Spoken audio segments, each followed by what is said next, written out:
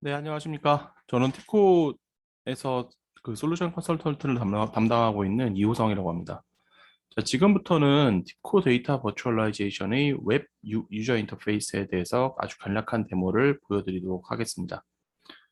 자, 지금 보시는 화면이 티코 데이터 버추얼라이제이션의 웹 UI 초기 화면입니다. 크게 보자면 데이터 카탈로그라는 메뉴와 데이터 워크벤치라는 메뉴가 있습니다. 데이터 카탈로그라는 메뉴의 용도는 데이터 가상화와 연결되어 있는 데이터 원천들에 들어있는 연결되어 있는 데이터 자원들을 전화번호부처럼 쭉 일람할 수 있다. 그런 기능을 하기 위한 것입니다.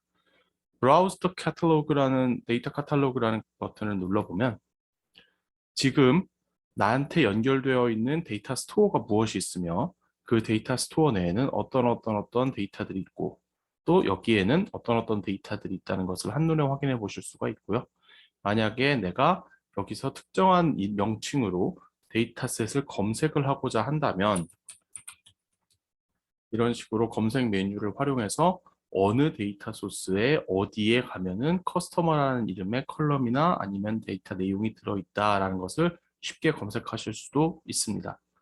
검색 조건에는 이미 배포된 내용이나 공개되어 있는 데이터셋이던가 아니면 내가 만든 데이터라던가 다른 사람이 만든 데이터, 테이블이냐 뷰냐 등등의 다양한 조건을 적용하실 수가 있습니다.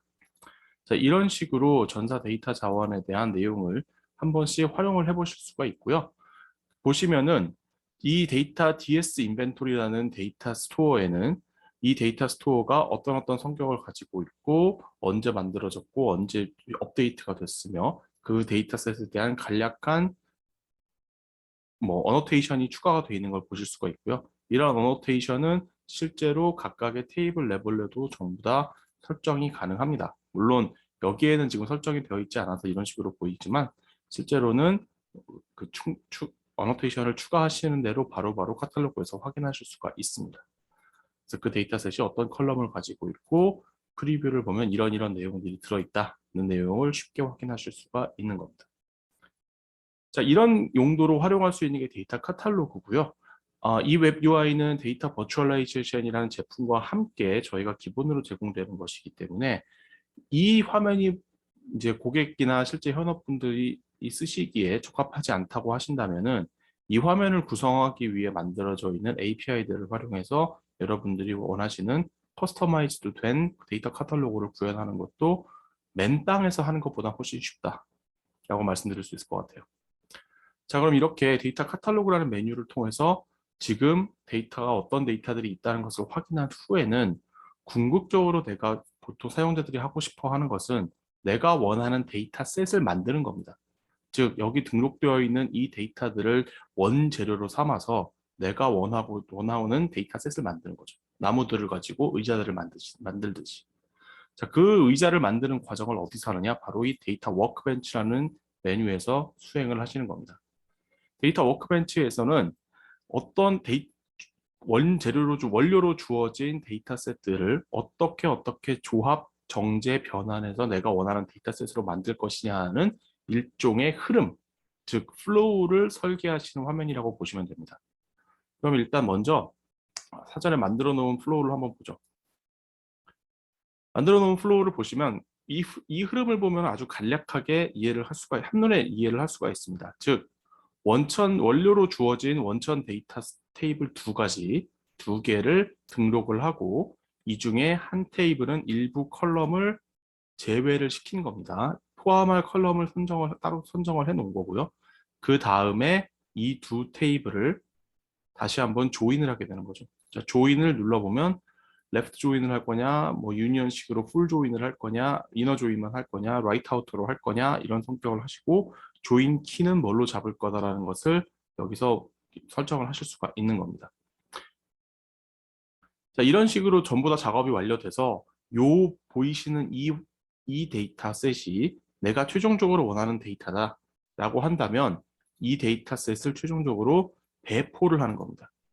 자, 배포를 하게 되면 이 데이터셋을 외부에서 접속해서 액세스해서 활용할 수 있는 엔드포인트들이 생성이 됩니다. 이 엔드포인트들을 통해서 외부에서는 내가 지금 방금 만들어 놓은 플로우에 따라 생성된 데이터셋을 외부에서 활용할 수 있는 그림이 되는 거죠.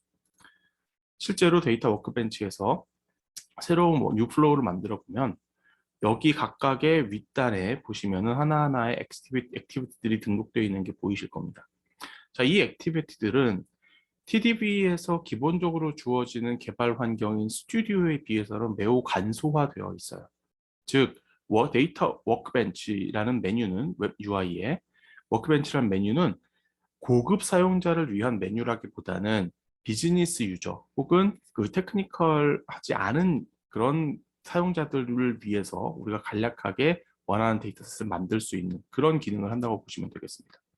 만약에 데이터셋을 추가하겠다고 한다면 이런 식으로 데이터셋을 2개를 만드는 거죠. 그리고 이 데이터셋에 대해서는 원료로 주어진 데이터 중에 어느 걸 등록할 건가 라는 것을 물어보는 겁니다. 눌러보면 인벤토리에 들어있는 카테고리 데이터 이걸 선택을 하고 두 번째 데이터셋은 무엇을 선택할까? 오더를 가보면은 오더에 들어있는 뭐가 좋을까요? 오더라는 테이블로 한번 이런 식으로 내용을 살펴보시고 카테고리 아이디라는 키가 여기는 없네요. 인벤토리를 다시 가보도록 하겠습니다. 네. 다음에 데이터셋을 이런 식으로 설정을 한 다음에 아까 두 번째 액션이 바로 컬럼에 대한 내용이었죠. 다시 한번 드래그 앤 드롭을 한 다음에 이 프로덕트에 대한 컬럼을 일부 내가 제외를 시키겠다고 한다면 이 액션에 들어갔을 때 어떤 컬럼을 포함하고 어떤 컬럼을 제외할 것인지를 선택할 수가 있습니다. 가령 이런 식으로 내가 제외를 시키겠다 라는 식으로 설정을 해놓으면 이 전체 테이블에 들어있는 컬럼 중에 이 2개의 컬럼은 지금 제외된 상태가 되는 거죠. 최종적으로 이 2개의 데이터셋을 나는 조인을 하겠어 라고 한다면 드래그 앤 드롭을 해주고 다시 한번 결과물을 드래그 앤 드롭을 해줍니다. 그러면 2개의 데이터셋이 조인이 되겠죠. 자, 조인의 설정은 이너 조인을 하고 조인 키값은 그 TDB가 자동으로 데이터를 2개를 들여다본 다음에 어떤 컬럼에 있는 데이터를 조인 키로 삼으면 좋겠다라는 걸 자동으로 일단은 추천을 해줍니다. 근데 만약에 이게 내가 적합하지 않다고 생각을 한다면은 언제든지 새로운 조인 키를 추가하거나 기존에 있는 걸 삭제하고 변경하시는 것도 얼마든지 가능합니다. 가령 이런 식으로. 그래서 이것을 이퀴 조인으로 할 거냐, 넌 이퀴 조인으로 할 것이냐, 아니면 조인의 기준을 엔드로 잡을 것이냐, 오어로 잡을 것이냐, 키값은 뭘로 잡을 것이냐 등등등등의 내용을 설정하실 수가 있는 거죠. 자, 이런 식으로 설정을 한 다음에 조인 결과값이 나오고 나면 최종적으로 배포를 해야겠죠. 그럼 퍼블리쉬라는 버튼을 쭉 끌고 내려와서 만들어주고 이것을 끄트머리를 다시 여기에 연결을 해줍니다. 자, 그러면 퍼블리쉬가 된 거고요. 퍼블리쉬된 엔드포인트들을 이런 식으로 확인하실 수가 있는 거죠. 그러니까 이렇게 굉장히 쉽게 원하는 데이터셋을 만들 수 있도록 해준 것이 바로 워크벤치의 강력한 기능 중에 하나입니다.